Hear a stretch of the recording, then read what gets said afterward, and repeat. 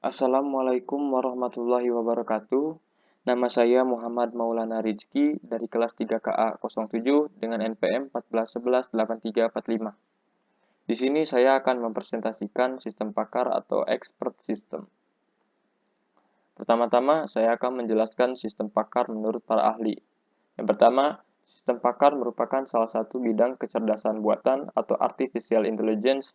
Definisi sistem pakar itu sendiri adalah sebuah program komputer yang dirancang untuk mengambil keputusan seperti keputusan yang diambil oleh seorang pakar, di mana sistem pakar menggunakan pengetahuan atau knowledge, fakta dan teknik berpikir dalam menyelesaikan masalah-masalah yang biasanya hanya dapat diselesaikan oleh seorang pakar dari bidang yang bersangkutan, menurut Wijaya pada tahun 2007.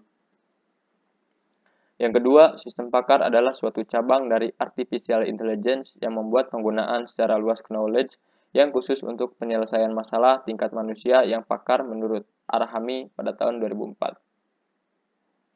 Yang ketiga, sistem pakar adalah suatu sistem komputer yang dirancang agar dapat dilakukan penalaran seperti layaknya seorang pakar pada suatu bidang keahlian tertentu. Menurut Shelley pada tahun 1990, Setiawan pada tahun 1993, Margianti pada tahun 1995.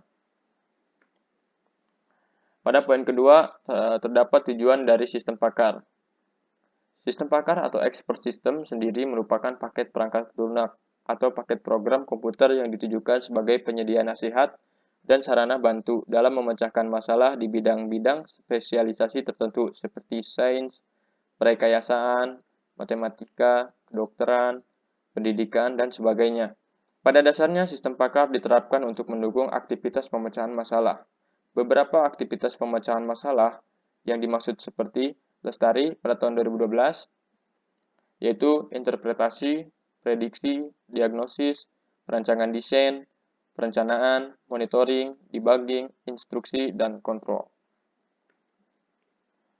Pada poin ketiga, terdapat manfaat dari sistem pakar. Yang pertama, meningkatkan produktivitas karena sistem pakar dapat bekerja lebih cepat daripada manusia. Yang kedua, membuat seseorang yang awam bekerja seperti layaknya seorang pakar. Yang ketiga, meningkatkan kualitas dengan memberi nasihat yang konsisten dan mengurangi kesalahan. Yang keempat, mampu menangkap pengetahuan dan kepakaran seseorang. Yang kelima, memudahkan akses pengetahuan seorang pakar. Yang keenam, bisa digunakan sebagai media pelengkap dalam pelatihan. Pengguna pemula yang bekerja dengan sistem pakar akan menjadi lebih berpengalaman karena adanya fasilitas penjelas yang berfungsi sebagai guru. Yang ketujuh, meningkatkan kemampuan untuk menyelesaikan masalah karena sistem pakar mengambil sumber pengetahuan dari banyak pakar. Pada poin keempat, terdapat penerapan sistem pakar. Yang pertama, penerapan sistem pakar dalam industri atau manufaktur. Sistem pakar dalam perancangan, PRIDE atau Finch Role Interactive Design Expert atau Environment. Sistem pakar ini digunakan untuk merancang sistem pengaturan kertas untuk mesin fotokopi. Sistem ini membuat rancangan dengan representasi pengetahuan tentang rancangan berdasarkan kumpulan goal atau tujuan, metode perancangan, generator, dan aturan-aturan yang terstruktur.